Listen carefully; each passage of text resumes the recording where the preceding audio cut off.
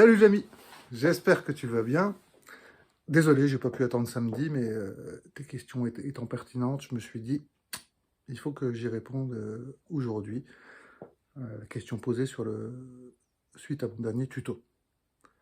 Voilà, alors, tu as vu, j'ai mis un petit fond vert, spécialement pour toi, parce que tu m'as dit, oui, mais tu dis qu'il faut faire un aller-retour avec le Mediator, mais parfois, sur la guitare, quand tu nous as fait la démo, au lieu de faire, tu fais, et tu fais pas le Mediator à chaque fois. C'est ce qu'on appelle un effet. Il y a 4 effets à connaître, et leur intérêt est de donner de la couleur au morceau. C'est-à-dire de la couleur, du ressenti, peu importe. Donc l'objectif d'aujourd'hui est de t'expliquer quels sont les 4 effets principaux à connaître, sachant aussi, et j'ai bien noté ta remarque, que j'avais dit qu'on se limitait à 3 cordes, et que dans le dernier tuto, en effet, j'ai utilisé la 4e. Donc ce que je te propose, maintenant que tu es un guitariste aguerri, c'est de travailler sur 4 cordes, tant qu'à faire. C'était pas volontaire de ma part, c'est sorti tout seul, mais voilà. Allons-y pour 4 cordes sur la gamme de départ. Ok. Pour apprendre les principaux effets qu'on peut donner. Alors, pourquoi des effets, excuse-moi, et pourquoi le fond vert? C'est parce que ma fille est en école de communication, création graphique, et elle m'a dit, papa, tu sais, si tu mettais un fond vert sur tes vidéos, tu pourrais faire des effets. Donc, du coup, j'ai mis un fond vert, et puis comme ça, je peux te montrer les effets, quoi. Voilà. Je ne vois pas trop la différence, mais tu es peut-être un peu trop vieux pour ça. Alors, les effets principaux, il y en a 4. Le hammer, marteau, c'est-à-dire qu'au lieu de faire, je vais faire, je gratte une fois avec le Mediator, et je viens frapper comme un marteau la case d'après. Premier effet. L'avantage, c'est que ça fait quelque chose de beaucoup moins sec que quand tu frappes les cordes une à une. Ça adoucit le morceau, ça a tendance à adoucir le morceau. Premier effet, le hammer. Pendant ce temps-là, la main droite ne joue qu'en descendant.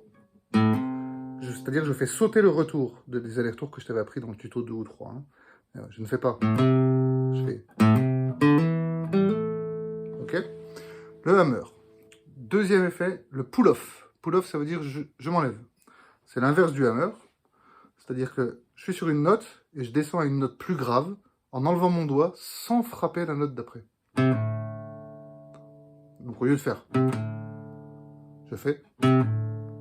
Si je le fais sur 3 ou 4 cordes, ça donne, au lieu de faire. Ok. Donc, au lieu de faire, je fais. Okay.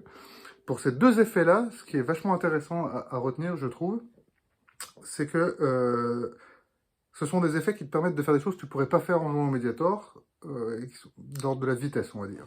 Par exemple, tu peux faire... Alors si j'essayais de faire ça au Mediator, il faudrait aller très vite, ce serait compliqué, j'y arrive pas. D'accord? Donc je fais... Voilà, là j'ai combiné un peu les deux, hammer et pull-off. Ok? Autre effet, le slide, le glisser, on va dire. C'est-à-dire qu'il te permet de passer d'une note à l'autre avec une transition par la note du milieu. Ça apporte de la fluidité au morceau.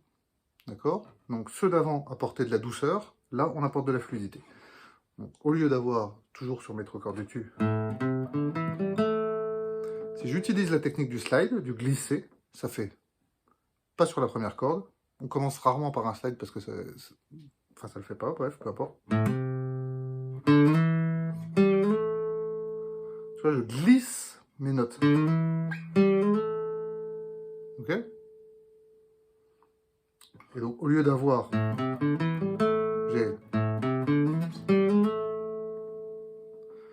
Ça met une petite continuité, en fait, entre deux notes séparées. D'accord? Donc ça, c'est ce qu'on appelle le slide, qui se fait dans les deux sens. je n'en fais pas.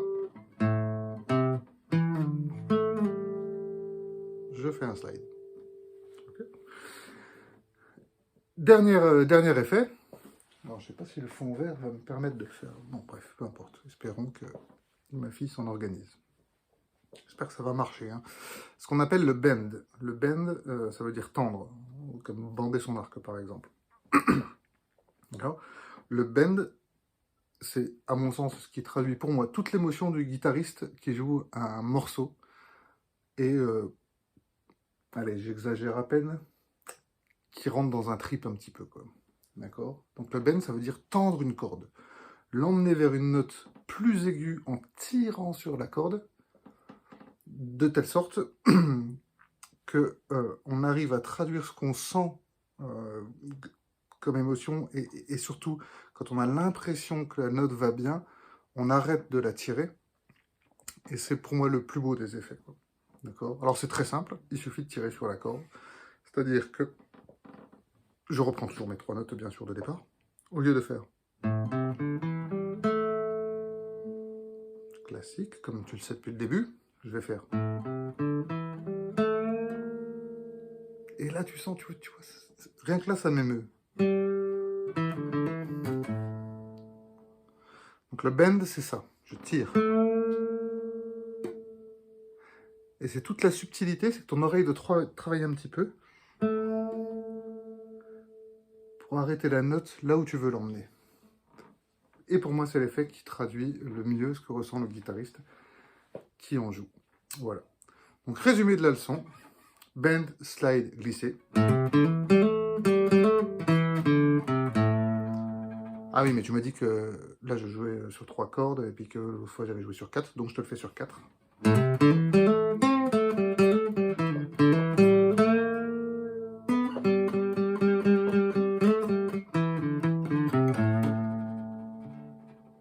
Toujours, bien sûr.